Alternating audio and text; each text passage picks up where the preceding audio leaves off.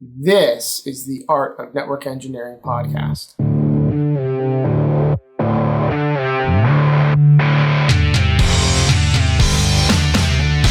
this podcast, we'll explore tools, technologies, and talented people.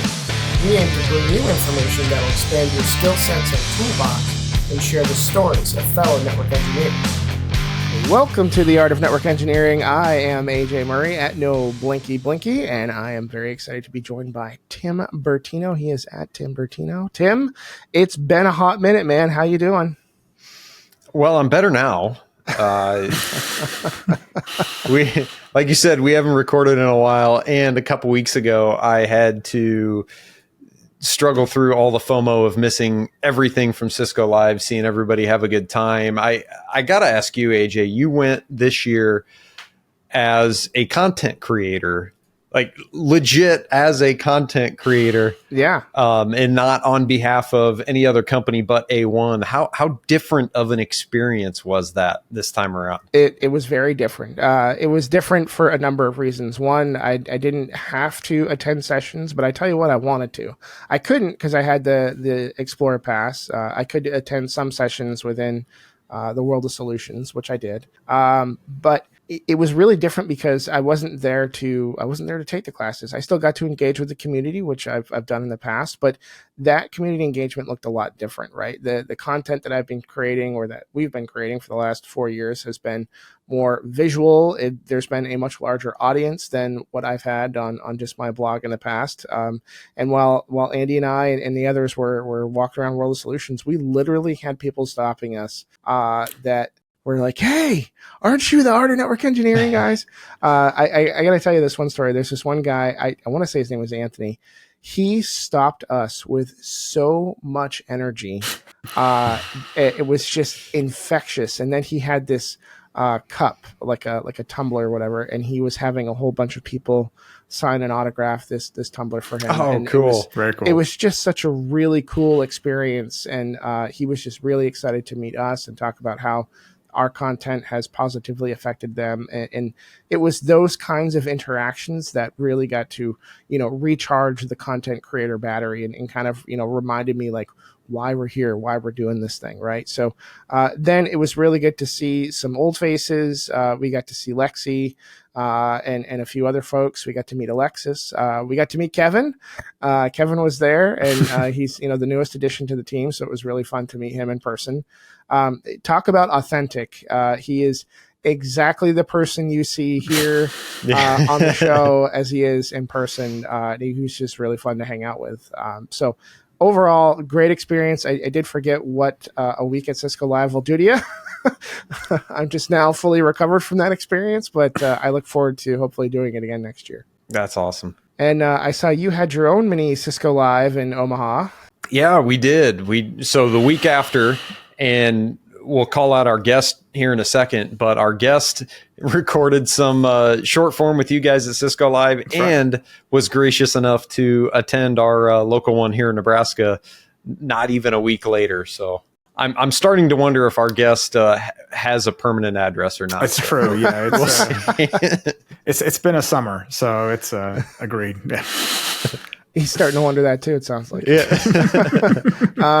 So Tim, Cisco Live Omaha or Cisco Live Las Vegas, how does it compare? Well, it's a little bit different. Well, I should say, so the difference that I can speak to is that the Cisco Live that's in Vegas or San Diego or Orlando, I don't have to help make that one.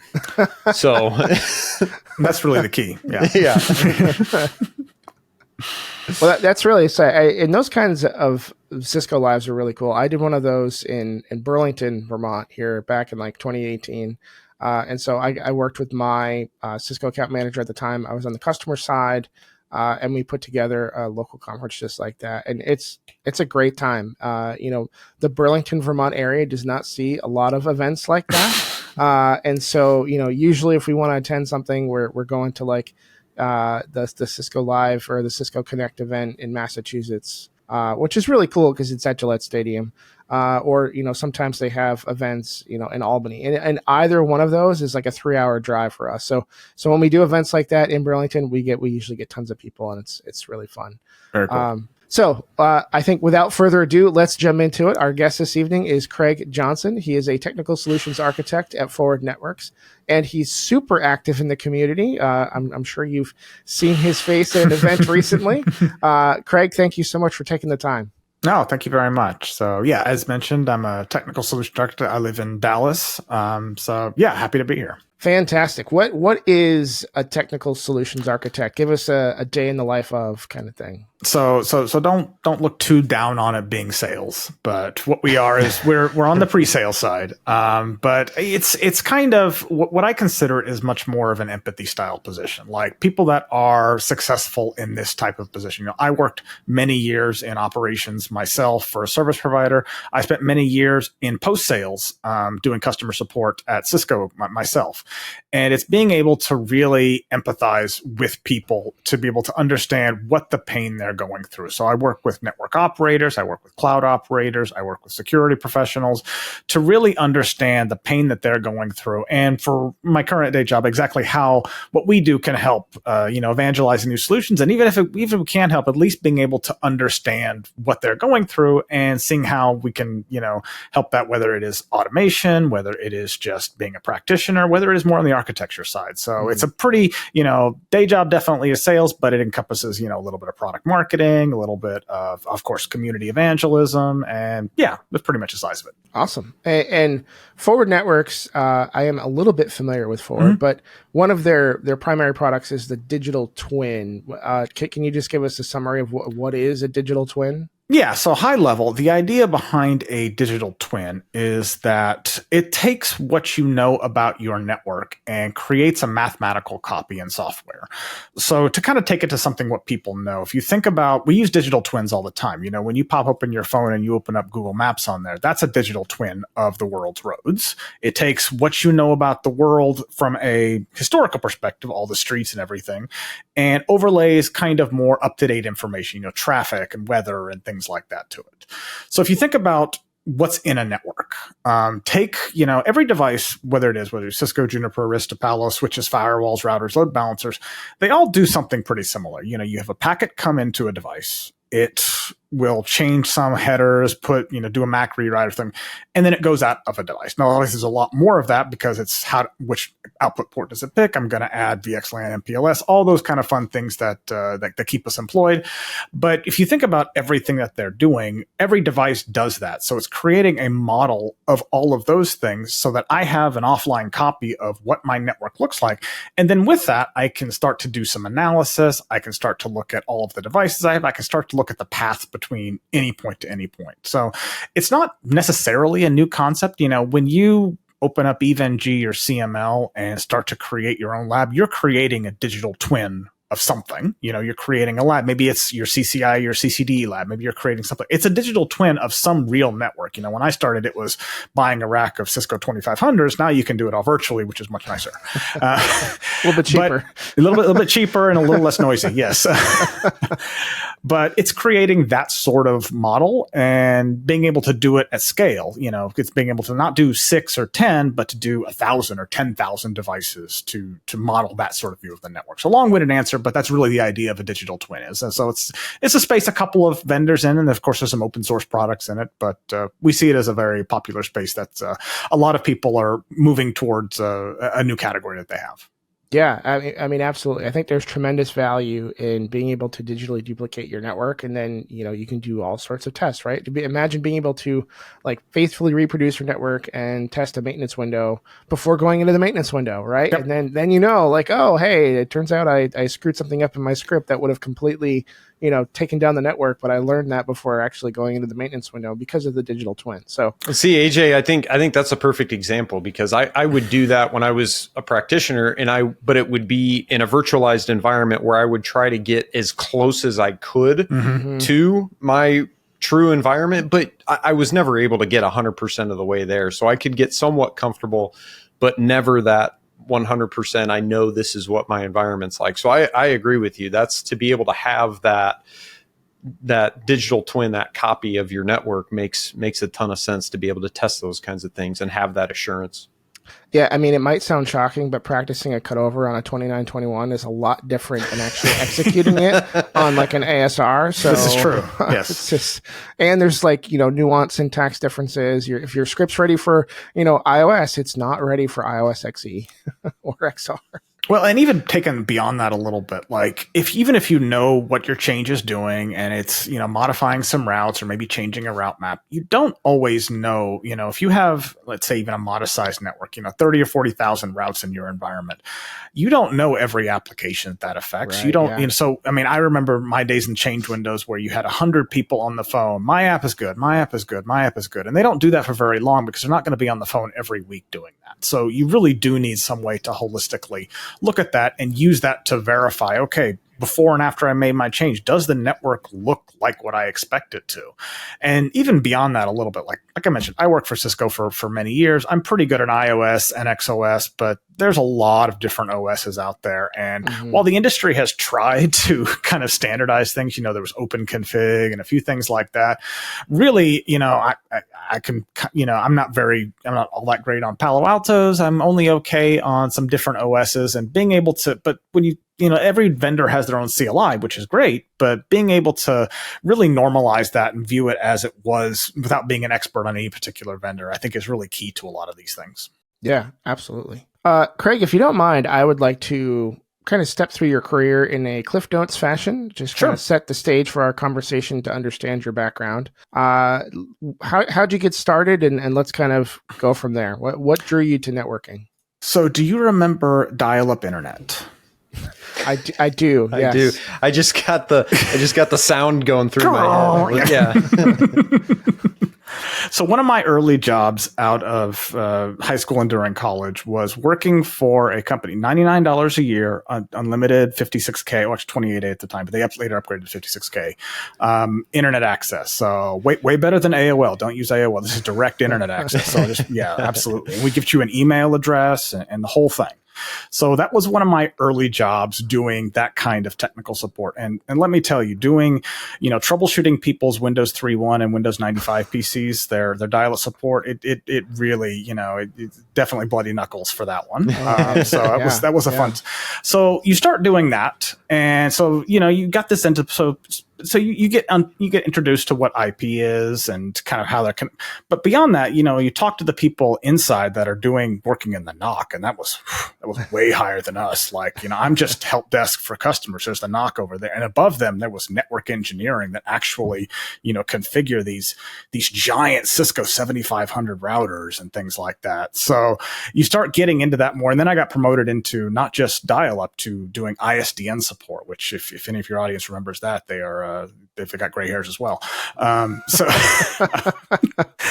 So that's where I kind of got started is, they had that. And I was one of the early people that when Cisco first introduced the CCNA, and this was like in 1999, they had a program where you could get an old Cisco, like a Cisco 800 router with the ISDN routers, and you could practice on it. And the CCNA was just a single test. They had the CCNA and the CCIE, and that was it. Nothing in between at the time. So I started going through that. It's like, this stuff really isn't as difficult. And at the time I was, 19 or 20. I'm not a very good coder. And I'm like, okay, I'm not going in the programming path, but this is an area that I really like going into. So going along that path and working for a local VAR for a while, kind of getting my CCNA. And then at the ripe old age of 21, I decided to get my first CCIE. And that was back when it was a 2-day exam. Troubleshooting is always first and my greatest love in networking. So that was, absolutely the most fun part I've ever had in terms of a test I've ever taken. But yeah, from there, worked at a service provider, decided to work at, actually on the customer side at Cisco for several years, moved around and did data center, SDN, until kind of where I'm at now, which is, definitely, past 10 years or so, been on the pre-sale side and doing what I'm doing now, where still opening labs up, still configuring devices, but really doing a lot more of the talking and the architecture side. So really kind of a cliff notes of where I've kind of started and coming from. So last 25 years and, 100 seconds or so. Wow, that's 3 CCIEs. 3 CCIEs, yes. Damn, man, I did not know that about you until this conversation. Yeah, I didn't either. So now we're switched. So this is a storage area networking podcast now. So we're going to talk about fiber channel the whole hour. So that's one of my CCIEs. So yes, that one's not very useful. I did not realize they had a CCIE in storage area. They don't anymore. That get kind of lumped into the data center. Nothing against you, Craig. But if we start talking about fiber channel, I might quit my own podcast for the next hour. I don't blame you. Yeah. Oh, that's great. That's great. I did have a question about your role now. So you're customer facing, you're out there in the community. Do you feel like you've got a good line to like product management, product development? Let's say if you're out with a customer at an event and they come to you and you start having this conversation about this potential feature that would really help them. Do you feel like you've got a good line to potentially get that change made or get that enhancement done? Is that kind of part of your role too? Yeah, that's definitely part of what we do. It's, there's the easy, I've got this new box you want to support. That's not, but when it is something a little more high level, like a good example is, I was at AutoCon in Denver this past November or so. And you really got this idea from everyone that had joined there. It was a vendor neutral conference where you see all these people and all these talks about why haven't we achieved automation yet? And it really gives you that sort of strategic idea. It's like, hey, if we can do something or even work with other people to help get automation in network engineering to be something that people actually use and not something we've talked about for 15 years or so, that is kind of those sorts of things. So yeah, I take what I take from individual customers and what I do in the community, whether it is, in, my local nugs or things like that, to be able to take it back to our products. So absolutely. So another thing, you were what I call traditional. I probably shouldn't use that phrase, but yeah, you went from being traditional network engineer to you were talking about CCIEs in the past and in the future. You've really been in the recent past, you've been focusing on cloud, public cloud. Like what has taken you from traditional network engineering to more of a cloud and public cloud focus? So the reason I kind of made that switch and my focus there is purely from a networking perspective in the cloud. Like I don't plan on being an application developer or an SRE or anything like that but I've seen a real dearth of people understanding how networking works in the cloud. And the secret is it's really much easier. I don't have to configure MPLS or SRv6 or anything like that on AWS or Azure or anything like that. They have a few, everything's IP. There's a few extra constructs they do, but it really makes me, a little sad when I see, really, really smart network engineers that are just like, they see the public cloud and they're like, I don't want to do that. I don't touch it. It's like, it's really, really super easy. It's like, there are some constructs and there's some things you have to understand. Of course, they have their own quirks, and it does, like, if AWS is different than Azure, which is different than GCP, which is different than Oracle. So it's a little more work to get there, but being able to, like, hey, you really can get this. And, I've just found every organization, right or wrong, has some sort of cloud presence, either going to the cloud or repatriating, or, heaven forbid, multi-cloud, which terrible idea. Don't ever do that. But yeah, being able to, you've got to be able to understand those sort of constructs here. And whether it is you're using the native tools or you're using a digital twin to figure those sorts of things out, I found that to be, a really good career path for me, because when I go to reInvent, and I was at Reinforce last week, you talk to a lot of people even there, they like, we don't do networking. That's the redheaded stepchild, even in the cloud. So yeah. Well, with that comment on multi-cloud, I think you just volunteered yourself to join an episode of the Cables to Clouds podcast. I'm sure you'll be getting that email very shortly. Yes. So as somebody that's done, the on-prem or traditional network engineering and then transitioned to cloud, what advice can you offer to somebody to get them to flip that switch, instead of saying, "Oh no, that's not for me," to saying, "Yes, charge forward"? So I will say first, do what I did. The way I started is get involved in the community. It's absolutely the best. We've had some really good, traditional on-prem, whatever you want to call it, kind of community meetups and things like that. But there's definitely some great ones on the cloud side as well. And there's such a dearth of networking people, like I said, so you're absolutely welcome there. The resources are really good. Now, don't get me wrong, you can get yourself in trouble by deploying something and oops, I put a charge here, but most of us really aren't running traffic. So, you can easily look up, all of the things have game days where you're looking up, here's a CloudFormation template to create something here. And, so this is my own bias. I am much more of a learn by doing person. I definitely, want to understand the theory behind things, but being able to like really go out there and play with it. And that's the first way you do it. And then you realize, oh, this is totally not the way you should do it at all, because this is not the cloud way of doing things, because now you're just clicking around on a console. Then you start going and see, okay, maybe I should start learning how to compose this with Terraform or CloudFormation or something like that. So you really can, then you start understanding how actual cloud engineers do their job, which I would love for, traditional network engineers to get that same sort of automation mindset. And you can really take those sort of lessons that they have there and apply it to what you already know. So yeah, it's super easy to get started. There's some really, really great resources out there because we just need a lot more cloud knowledge. I'm sorry, networking knowledge in the cloud. Now, you're an AWS community builder, right? That's correct. Yes. I'm entering my second year of that. Yep. Can you talk a little bit about what that program is? How did you get into that program and any sort of benefits either for you personally or otherwise? Oh, yeah, totally. So I started doing some simple blogging and some videos about kind of my AWS journey. I have some posts of, hey, I built this and, I set this up and here's some basic constructs in here. I recorded some videos, some personally, some for my company. And that's essentially what they want is like, hey, if you are engaged in the community, it doesn't matter. It doesn't need to be super technical. I've seen some very, very simple ones as well, but everyone starts at a different level. Mm-hmm. You put in, the things you've done for the community and, they look at those sorts of things and then they're like, hey, we'd like you to be a part of the program. And it's a pretty, they don't have a high acceptance rate, but, if you have a demonstrated, you're not just doing something to show for your company, but you're actually contributing to the community in some way, they're happy to have you. And the benefits are huge. I mean, of course, they send you a nice swag bag. You get discounts on reInvent and Reinforce. Oh, wow. You get to, you get access to all these AWS people, some really, really smart people. Now, that's a gargantuan organization, going to, having been to Cisco Live, which is absolutely my favorite event, AWS reInvent dwarfs it. It's 4 times as many people as Cisco Live. Oh, my. Yes. I didn't realize that. Yeah, it's like 5 different hotels that you go through for that one. So it's so much bigger, and it's like you're just drowning by the end of that week.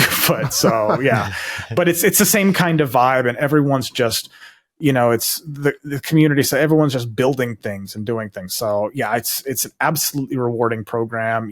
Several of my friends, I know Tim over at Cables to Clouds. I've several people are in this, and it's an absolutely rewarding program. So just start putting out any sort of content, short form blogs, TikTok, whatever you think is most appropriate for you, mm-hmm. That helps people wherever they happen to be with their cloud journey, whether you're starting out learning or whether you want to do super advanced Terraform style concepts. Absolutely. Awesome. So that sounds pretty similar to, VMware vExpert or Cisco Insider Champion program, same kind of thing.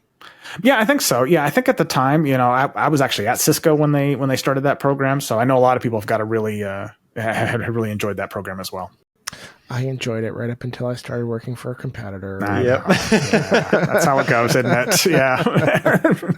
Craig, I do appreciate the advice around, the social media aspect of things. You said to approach it as do whatever makes the most sense for you. You didn't say, you need to blog or you need to do videos. It's really do whatever I agree with you. Do whatever makes the most sense for you. And because otherwise, if you think you're trying to conform to something that you think you need to do to be able to get ahead or reach people, I think it ends up feeling like a job at some point, and then you just get bored and disinterested with it. Yeah, and that was the advice I'd always gotten too. And I'm kind of was the same way. It was like, oh, you need to have your website and you need to do long form blog content because it hits the analytics and things like that, which I'm not saying those things aren't useful, and they're definitely good. But yeah, I mean, most of mine is short form kind of content, short form, things on Discord, things, local, actually being in person and hosting and joining actual meetups. So yeah, I found that to be the most rewarding for me. And like you said, doesn't feel like a job. Yeah.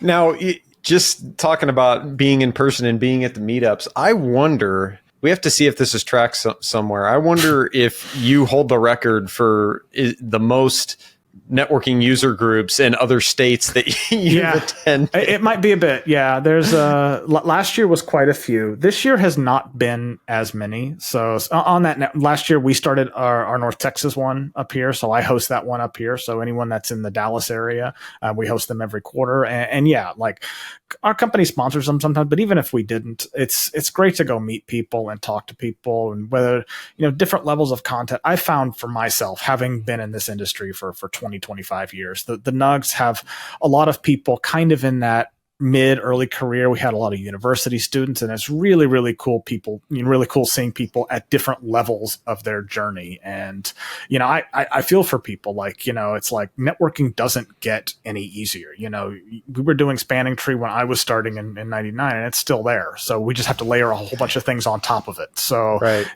Getting people interested in network engineering, I hope it doesn't, I hope it's a growing field, and we need more people into it because, can't do it forever. So yeah, we talk about it all the time, but the community aspect of it is so huge. Like the NUG event that we hosted here in Nebraska a little while back, and the event we did through Cisco just last week. Mm-hmm. The common theme is that people will come to those local events, and you keep hearing hey, I just saw so-and-so. I haven't seen them in 10 years. This is so cool. Yeah, it's great to do that at kind of a local level. Like, you get that at kind of your big Cisco lives, but yeah, to get that kind of at a local, and it really just kind of talk that sort of shop. So yeah, I totally agree with that. So Craig, what are some of the other industry trends that really pique your interest and have lately? You're not going to make me talk about AI, are you? I'm not going to force that at all. No. But AI did tell me that you were going to say that. Oh, that's true. Gotcha. Yeah. So you can't ignore that. I wouldn't say I'm an AI skeptic, but I think there is still a large role to play with that in networking. Obviously it's not escapable. You being at Cisco Live, every conference I've been at in the past 6 months, some more than others, really just beat that drum to death. And I think we're still searching for use cases for that. Like, I think smart agents in different AI agents is definitely a thing. Copilots are absolutely a thing. Where if you were in networking, maybe about 10 years ago at this point, when there was OpenFlow and SDN, I feel like we're sort of at that level of things where we have a technology, but we're still searching for the use cases. And we'll get there. There's some great startups. There are some great AI ops companies, and we're getting there. I definitely think that's going to be a thing, but I don't believe that we will ever get to the point where you don't need network engineers. I mean, honestly, obviously you need networking more than ever now, because nothing is getting simpler in networking. And yeah, the panacea of opening up an LLM and telling me why my application doesn't work, I don't see that as networking's become more complex, not less complex. So what would you say is the closest use case as far as network engineering? So we did AJ, it's been a little bit now, but we did. And what does AI and network engineering look like? And one of the big use cases that I could see in the recent future was going to be, hey, this can help us get proactive as far as troubleshooting. People call in, we can have, these AI systems that help point us in the right direction. I saw it more of a operations, monitoring, visibility, observability play, not as much maybe on the actual building and operating networks. But do you see that conversely? Do you think true network engineering use cases you see coming up soon, or what do you see? Yeah, I see precisely the same thing. Like, I don't see AI, at least at this point, helping us to architect networks and helping to build the right network architecture. not saying it's not going to be. I see it much more in the way you say it, where if I have a trouble ticket come in and I'm having a problem with a particular application, it can analyze the path with something that actually knows what the network looks like. You have to have the problem with, I wouldn't say the problem, but what you have with AI, you need all of that data about your network before AI can even start to make the decision. So until you have a good understanding of all of the network, AI can't really operate on that. Whether it's, creating a twin of the network, adding a bunch of analytics and observability data on top of it, you need that level of data to figure all of that out. And yeah, I see that, getting to that, getting to resolution quicker, figuring out your changes quicker, reviewing mops, things like that. I see that as much more of these, obviously it can, and you may be able to get to the point of, hey, I'm having a problem here. It might suggest some changes to fix a particular application. I could see some of that, but I don't see it getting to the point of, hey, I'm building a new data center, or I'm building, a new application. Tell me how I should design my network to do that. I don't see that as being something. So I think it helps all of us, because it kind of helps us skill up so that we can be those network architects, so we can understand the more complex versions of networking versus doing the stuff that I always love doing, but the stuff that's tedious. I have an IP address. Okay, where am I? Log into the switch. Show IPR. Show MAC table. Okay, it's out of this port. Okay, jump to this next switch. Do that exact same thing. So, which is fun, but it's extremely tedious activity to do so. Yeah. And I think that's where it helps. And that's a good point that you bring up, even on the operations and the troubleshooting side, is that even to get to that level, the AI and the decision making and the things that it shows you, it's only as good as the data that it has of your network and the accuracy there. I think that's a really good thing to point out. Yeah, and I think it's having to know all of those things. And I think that's where the data gets pulled in. So like a lot of things I've seen on the AI side, try to pull in live traffic and tell you what that looks, but that doesn't tell you what the behavior, like that tells you what's going on your network right now. Like it tells me, here's the flows I'm seeing, here's all the traffic, net flow, whatever it happens to be. It doesn't look at what are all of my possible future things. For that, you really need to ingest all of the state data. Show me all of my BGP routes, show me all my MPLS forwarding tables, show me my VXLAN, VTEP to VTEP connectivity. You need that a lot more data than people are ingesting today for that to really inform those kind of decisions, to help you kind of make those sort of smart agents type decisions. Yeah, Craig, you made a great point that what's happening today does really feel like a lot like when we first got introduced to SDN, like, oh, there's this great thing, SD-WAN. It's just like, what are we going to do with that? And SD access and everything. And so now we're starting to see those products really mature. And when people think about starting a new WAN today, I think most people go SD-WAN. Yep. I feel like people are less inclined to do the old, maybe more traditional DMVPN style stuff. Yeah, I tend to, like, I worked for Big Switch Networks for several years, so I was all in on SDN and everything. And it turns out the biggest use case, you're exactly right, was SD-WAN. So we just don't know exactly where it's going to end up. Right. I thought it was really curious. I heard that Cisco has added AI to the CCNA. Interesting. Wow. Yeah. In an upcoming refresh, it's going to be like a really minor revision change. Mm-hmm. They're going to be adding AI, and it's introducing people at that level. Like, what's the difference between, LLMs and this and that. And at first I was just like, really? Like, are we there yet? Are we there yet? And then they talk about like, how it's useful now as a tool and everything. And so I thought it was very curious, because it is clear that AI is going to be here for the foreseeable future. So why not educate people now on how to properly use it, what the differences are, rather than if we don't bring it up, people are probably going to abuse it. And that could just lead to worse scenarios. Speaking of that, AJ, you mentioned the CCNA. You also mentioned that you're toying around and going to jump into doing the CCDE. That it's also been announced. Yeah, CCDE AI infrastructure. So you might as well just do that too. Yeah, I think that's going to be an elective that they're going to drop early next year. So we'll see when I end up taking the exam. Yeah, AWS did something very similar. They've announced 2 AI certifications, so I think you're going to see it across the board. Yeah, absolutely.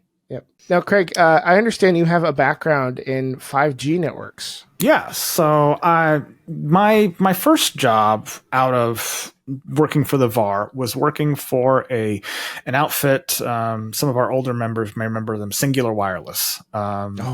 Yes.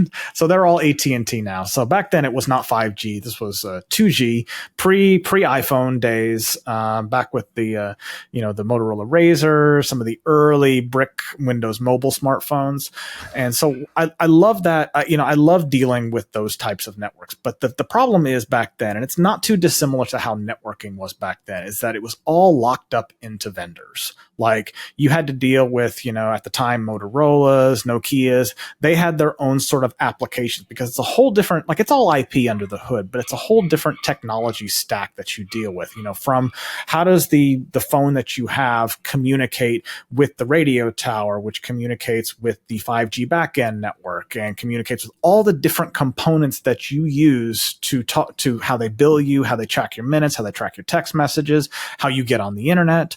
Back then it was very, and even up to very recently, it was very much a closed ecosystem. And unless you worked for a Verizon or an AT&T or something like that, you didn't get to be involved in that at all. What I like now is there are lots of carriers now, both in the US and worldwide, that have adopted what's called Open RAN or Open 5GC, which is essentially an open environment that just like networking in general is anybody can slot their vendor into it, and you can practice and play around with 5G components all the way down to a phone level with just a simple, like AWS has a CloudFormation template. You can just launch right up. We can even put it in the show notes and show you exactly how to launch that environment and see, here's exactly all the different places. And so I absolutely love dealing with service provider mobile networks. 5G, of course, is not going away. It's becoming much more of an enabler. It's, I remember when, what was it? City Wi-Fi was supposed to be a thing, and 5G just kind of swept all of that away. So yeah, it's becoming much more of a global enabler on a lot of things, and it's a network. It's a piece of the network that has been locked up, and even traditional network engineers, most of them don't understand what's called the RAN network, the radio access network. They don't understand that part of the network. Yeah. Oh, you do? Okay. No. I am them. I don't understand. Yeah. So having it all open now, having actual real carriers both here and abroad that have adopted this, let people get into this without having to, locked up. Like I said, it reminds me of the early days of networking, where if you wanted to learn, Cisco, you better go on eBay at the time, buy a bunch of 2500s, rack them all up and set them up. Whereas, for the past several, now it's all virtual, use CML or EVNG. It's the same kind of thing. And I'm really excited to see it happening, on the carrier side of the network. Wow. That's I had no idea. That's really cool. Well, I think just, LTE and 5G in general, it's been talked about for a long time that, hey, especially now with SD-WAN, hey, you can bring in these LTE and these 5G networks to be, your backup circuit. But now we're talking about it being primary, active. Yeah. I mean, these carriers are going after customers both on the business and residential sides to be that active network for them. Oh yeah, when I open up the speed test on my phone and it's like 800 megabits, I'm like, that's pretty compelling. So absolutely, yeah. Yeah. Yeah, it's funny that the just the whole history of wireless and everything, right? Like wireless used to be the long haul method of communication, and then wired was your last mile. But now it's very much I didn't think about it that way. Yeah. Craig, how do you manage to keep up with all of this stuff? I mean, cloud is huge on its own, and then you're talking about 5G wireless networks. Like, how do you do it? So I devote a decent amount of my time to one, keeping up with the industry. So I'm I'm on your guys's the It's All About the Journey Discord. I love talking with people on there. People are always posting about different cloud things, different new things that come up that are done either by the vendors or just people that are interesting. I'm very active on X myself, and it's essentially just consuming a lot of that data to see the new things that are coming out and to see like, oh, that sounds really interesting. I want to kind of dig into that a little bit. And that's like, this was the same thing. That's what drove me to going into cloud environments as well. Is like I kept seeing people not that you can ever finish with traditional networking, but it was like, I've kind of got a good handle on most of the technology. Obviously there's always more to do, but this was something really new to learn. And I'm always been a lifelong learner. So I like that stage in the learning process where I am I'm just kind of figuring out I'm good enough to be dangerous. It's like, yeah, I mean, so to me, that's the most exciting part of my career. And I love that I get to redo it over and over and over again, whether it's, 20 years ago, it would have been OSPF and BGP. And then, 10 years ago, it would have been fiber channel and fabric path and things like that. And, 8 years ago, SDN. And then, the past several years, it's been cloud. So for me, that is just and it's something I love to do. It's something I love to impart on people to like, hey, look at this cool thing I learned. Like the very first TX NUG thing I did. And I was a beginner. It was like, hey, here's how you can build a real simple network using Terraform inside AWS. And I was like, just a month into like kind of figuring all of that out. And it was just like, and being able to like, oh, is this like Ansible? It's like, well, sort of, it's a little different, but it's like, yeah, being able to, so that to me, that's the most favorite part of this industry is being able to be that kind of eternal learner and things. So there's two key points that I took away from that statement. One, you stay up on networking by networking. Yes, that's very true. And two, I'm guessing you don't suffer from imposter syndrome. No, I mean, I think the imposter syndrome, you definitely, had that. I definitely had that earlier in my career.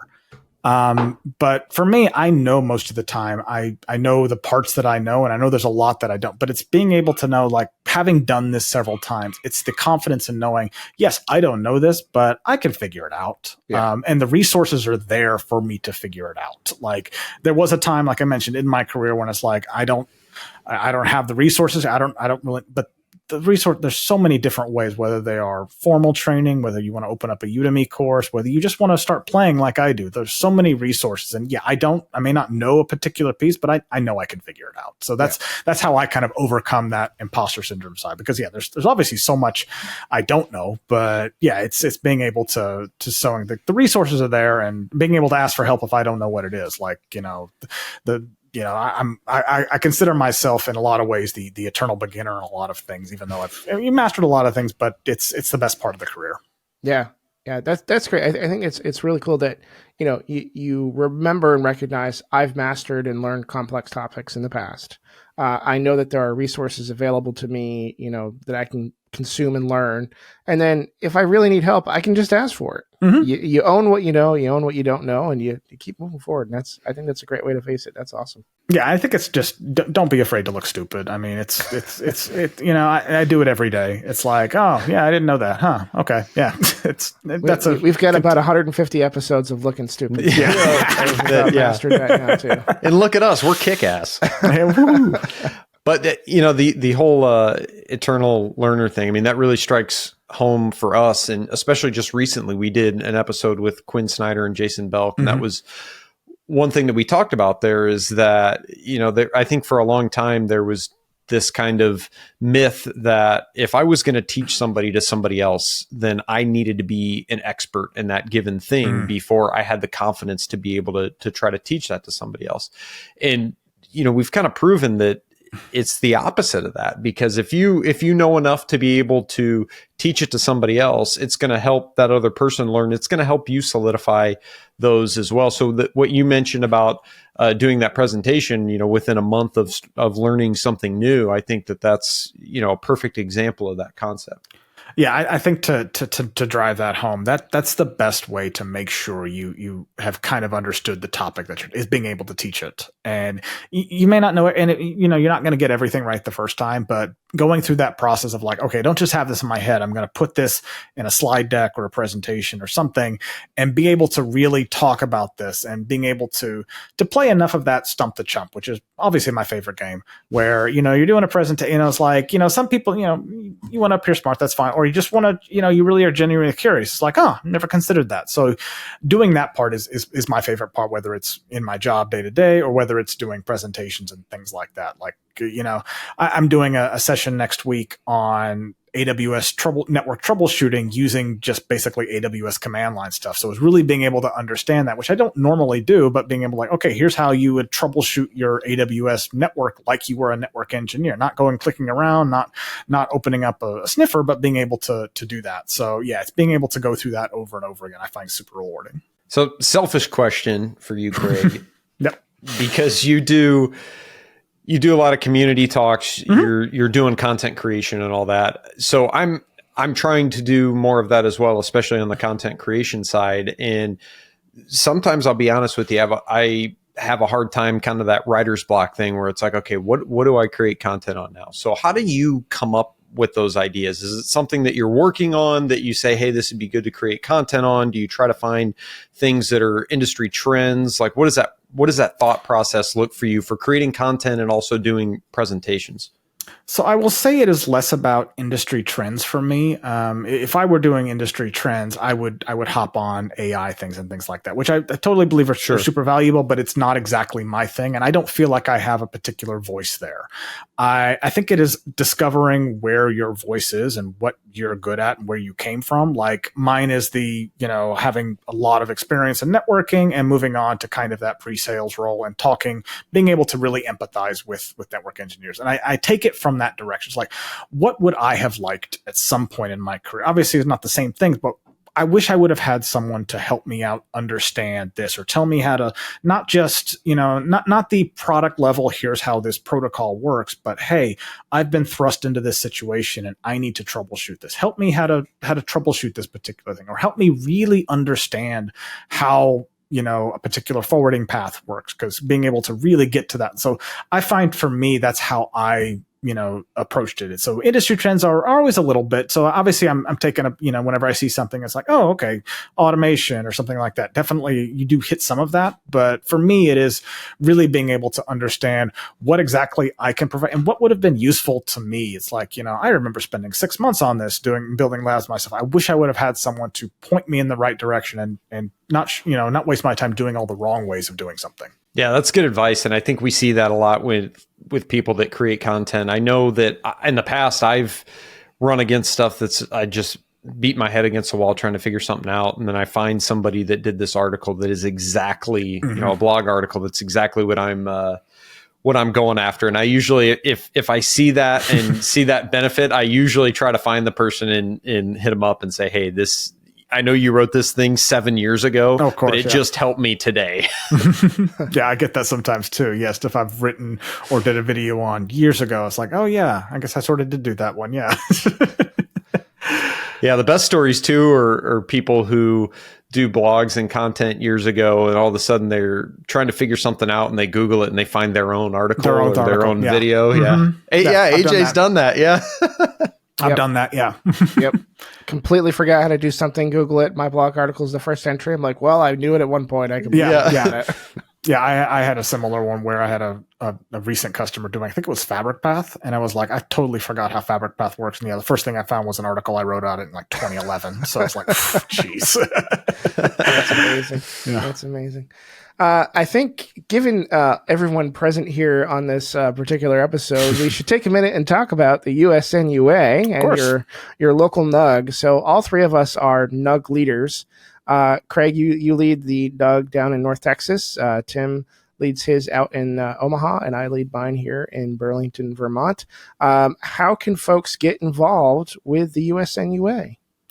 If you are interested in attending, usnua.com has all the list of all the recent ones there. There's also a really, really good Slack resource. So you can join the Slack and have some discussions there about just similar networking trends or new events coming up. If you're interested in leading one, that same place, and you can start talking about it, because there's plenty of cities out there. Like I run the North Texas. We have one down in Houston, but there's lots of places that we don't have one. So, I found that there are other places that, similar to, a couple of other ones where there's a lot of vendor focused networking forums, and being able to go to a place and know that it's not talking about a particular vendor, and we're all just network engineers, and we want to be able to talk about that. And it's like, yeah, getting those sorts of things. So I definitely recommend anyone come out. It's not scary, and you can be at any point in your career. Like, we have university students all the way up to,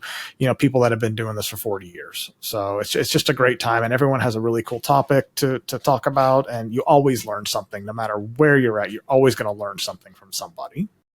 Yeah, I will say, having been involved in other, user groups, that is one thing that is different about the USNUA and these NUGs. They are truly low pressure sales environment. So we'll, in previous groups that I've been involved in, we'd have sponsors, and depending on the level of sponsorship, determined how much talk time you got in front of the audience. Of course. And there was these really hard pitches on products and stuff like that. And then you might have a presentation from somebody locally that talked about some really cool topic, how they did some automation or whatever. But these are truly no sales pitch events, if they're done correctly anyway.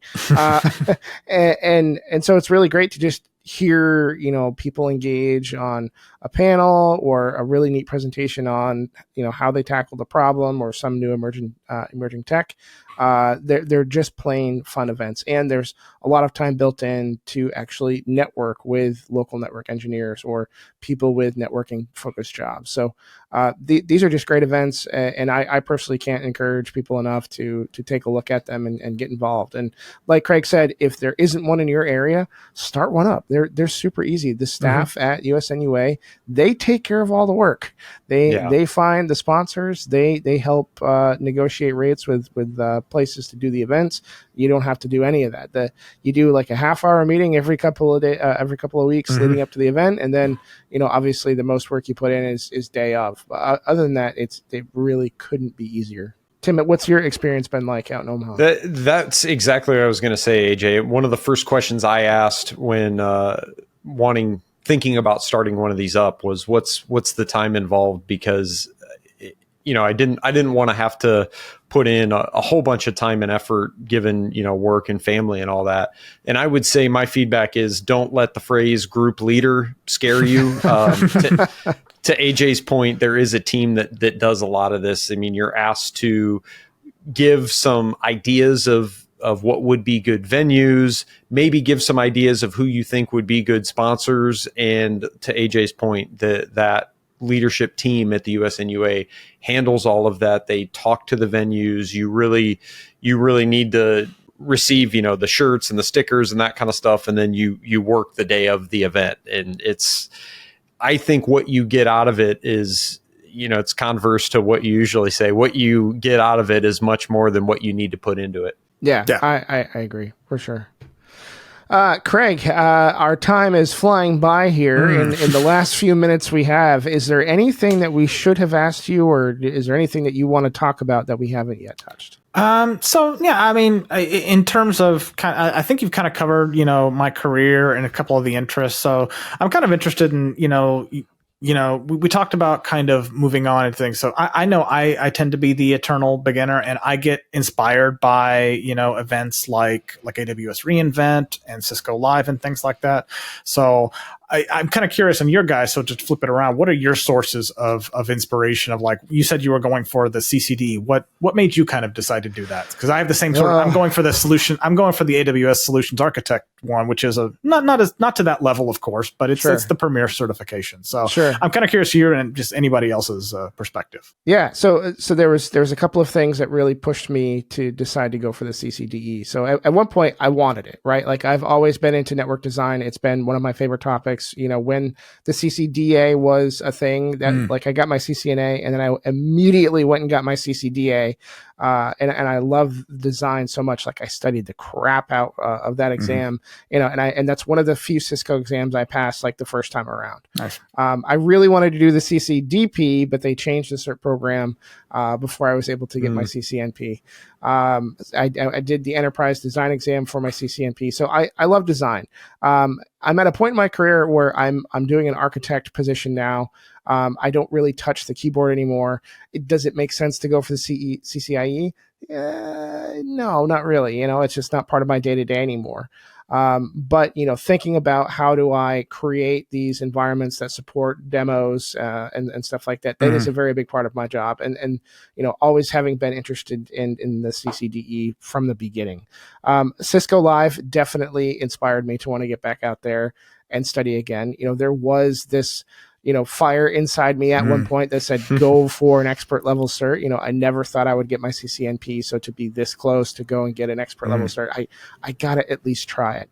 The other thing that actually inspired me to go do it was Nick Russo's passing. So as we record this episode a few weeks ago, we lost Nick Russo to a very early, untimely passing. And Nick was 38. He's younger than I am now. Wow. And as far as expert level certifications go, he'd accomplished 3 and I've got 0. He's done countless other things for the community with the content he's created. There's absolutely no comparison there. But remembering that, like, hey, we're not here forever. And time's just ticking. So I have decided to make the commitment to go and get the CCDE. I've bought a whole bunch of books that I'm very excited to read. I reinvested in a Kindle because I don't have room for all those physical books again. And so I'm very excited to get started on this journey. And I'm thinking, because as we kind of discussed earlier in the episode, the best way to learn something is to learn it with the intent to teach it. So I want to learn these topics on the CCDE and teach them through either, blogging, short form content, maybe talk about it on a podcast episode if it makes sense for us to talk about it as a group. But, that's the goal. So I'm hoping to be able to take the written at some point in the next year. And then we'll see when we do the actual lab, but that's the short term. Very cool. Very cool. Yeah, I tend to agree with that a little bit. Like I'm at a point in my career that an actual certification probably won't help me in career wise and things like that. But yeah, it's definitely seeing everyone out there and seeing like it's a mark of kind of, yes, I know I have at least got this kernel of, we used to say when I did the CCIE, that was just the beginning. And I believe it's the same thing for any level, any sort of an expert level certification. That's just the beginning of the journey of it. And it's a way for me personally to kind of give me kind of a hard marker milestone. It's like, okay, I've done this and now I can, I feel better about moving on to the next thing or enhancing my knowledge in a particular area. So I totally agree. Those expert level certifications, well, definitely not easy, and don't overdo them in terms of your work-life balance, but 100%. Awesome. Tim, any thoughts on expert level certification for you? No.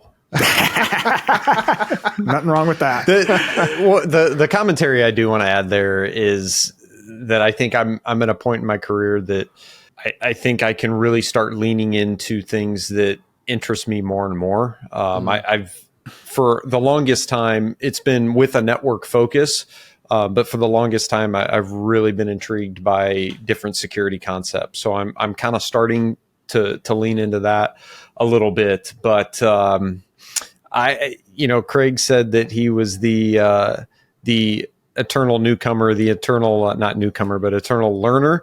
I think I am the eternal generalist, and I get my I really get my fire from finding those adjacent things, and where I like being able to see as close as I can to provide that the big picture or the whole picture. And I really haven't ever been drawn into becoming narrow focused on a specific thing, at least enough to go after something at the expert level. But if I were AJ, I would probably align with where you're at, because I've been big on the design, being able to look at that big picture. When I did the CCMP, the enterprise, the design specialty was what I had my sights set on and got. So I think you and I align a lot there. Well, I'm trying to start a study group, man. So if you have second thoughts about wanting to do that, there's a seat here for you. That seat might get cold. And the last time I started a study group, a podcast came out of it. I don't think I have room for a second podcast. Maybe you'll make a movie this time. Ooh, I'm trying to think of what's going to happen next. Nice. Awesome. Craig, this has been a fun conversation. If people want to get to know more about you, where can they go? So on X, I'm at Captain Packet. Of course, I'm on LinkedIn as well. You can just search for my name there. But yeah, I'm also active on the All About the Journey Discord. So any one of those places, generally any one of the platforms, you search for Captain Packet, you'll find me. Awesome. Xbox Live, anything, yeah. Literally everywhere. Yeah. That's awesome. Craig, thank you so much for joining us. This is again been such a really fun conversation. It was great to get to know you and your career, and just I love all the little tidbits we pulled out here about just really owning being a learner. So thank you very much for sharing those insights. Thank you very much. Awesome, and we'll see you next time on another episode of the Art of Network Engineering podcast.